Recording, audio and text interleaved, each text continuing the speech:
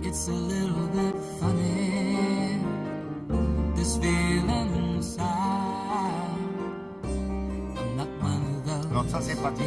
C'est pratique d'avoir une chronique sur un chanteur parce que comme ça on passe sa chanson. Mais c'est pas au chanteur que l'on va s'intéresser ce matin, Elton John, le collectionneur. Ça on le savait peut-être pas. Pourtant ça fait un bout de temps qu'il collectionne, non? Eh oui, Sir Elton John Williams, puisque c'est Sir Elton John, il a été anobli par la reine, est un grand collectionneur, c'est un grand amateur d'art.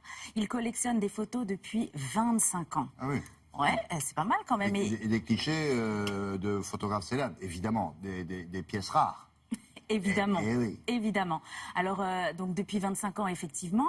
Et il s'intéresse vraiment à ces grands noms de la photographie, alors du début du siècle dernier jusqu'à nos jours. Alors, il s'intéresse pas uniquement à la valeur marchande des photographies, parce que la collection est assez cohérente. Tous les experts diront que la collection d'Elton John est très cohérente, et c'est une collection qui montre vraiment son bon goût pour la photographie. Elton John a bon goût pour la photographie, et vous allez voir dans le reportage, les photos qu'il a sont absolument magnifiques. Et c'est des photos qui sont connues du grand public. Avec des thèmes particuliers, je veux dire, c'est la nature, c'est portrait, c'est quoi? Tout.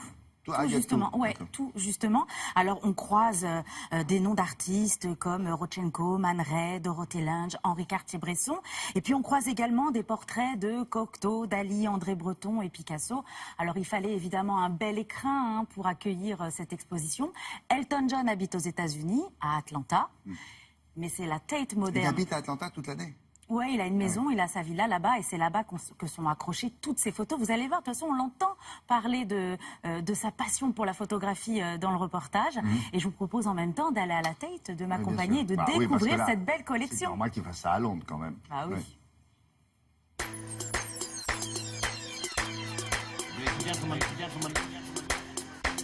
Mr. Elton John.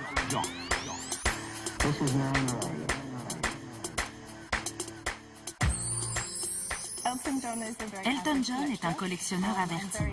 Il a un goût très pointu en matière de photographie. Il possède une collection de 8000 clichés des années 20 jusqu'à nos jours.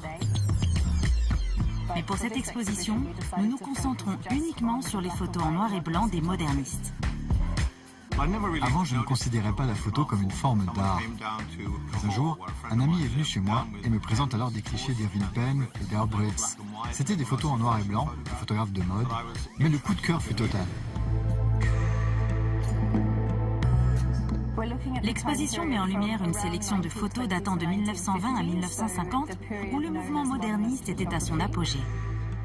Une période où la technique photographique se faisait plus précise et où de grands noms de la photographie ont vu le jour, comme Man Ray, André Carthage, des artistes qui n'hésitaient pas à expérimenter l'outil photographique et sa technique.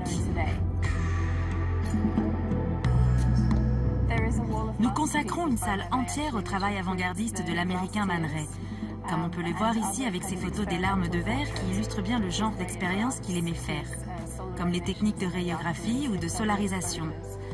Man Ray essayait toujours de repousser les limites de son travail artistique. It's a little bit funny, this feeling inside. Le travail de Dorothée Lange est très fort en émotion. Le portrait de la mère migrante, cette photo iconique, relate en fait l'histoire de ceux qui ont vécu la Grande Dépression américaine de plein fouet. Plus jeune, je lisais Steinbeck, qui relatait dans ses livres la douleur et la détresse de cette période.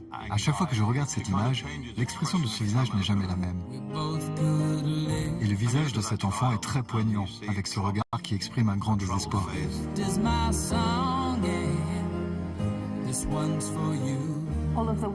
Tous ces clichés que nous présentons sont des tirages originaux. Ce sont de très beaux objets, réalisés à la même période de chacune des séances photos, c'est-à-dire juste après l'utilisation des négatifs.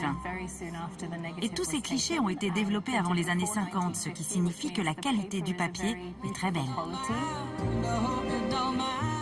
Elton John a un œil très aiguisé pour la photographie, comme on peut le voir dans cette exposition, qui ne montre pourtant qu'une partie de sa collection. J'adore vivre au milieu de ma collection, de me promener au milieu de ces belles images. La photographie, c'est vraiment la forme d'art que je préfère plus que toute autre chose. Je m'endors chaque soir dans mon lit avec au-dessus de ma tête des photos en noir et blanc de Man Ray. Et franchement, j'ai beaucoup de chance. bien son petit home, sweet home. Ouais, alors en fait, en Elton. anglais, il dit, enfin, quand on traduit, j'ai beaucoup de chance, je dis, oh, that's very cool. Ouais, c'est vrai, c'est cool d'avoir 8000 photos qui Non, en valent. plus, il s'en sert, c'est pas simplement mis dans un tiroir. Non, C'est des il photos s'en qu'il sert. regarde tous les jours. Effectivement, alors là, effectivement, à la Tate, il n'y a qu'une petite partie de sa collection. Je rappelle qu'il a quand même 8000 clichés et la Tate ne présente que 200 clichés de sa collection. Et tous les matins, effectivement, il se réveille ou il s'endort tous les soirs avec des photos de Madeleine au-dessus de sa tête. Mais bien, en jogging Adidas. Oui, Hein, enfin, non, en mais jogging ça- de sport, pardon. Il est chez lui, hein, il fait ça comme vous et moi, hein, il est avec son petit jogging. Merci beaucoup Myriam, à plus tard.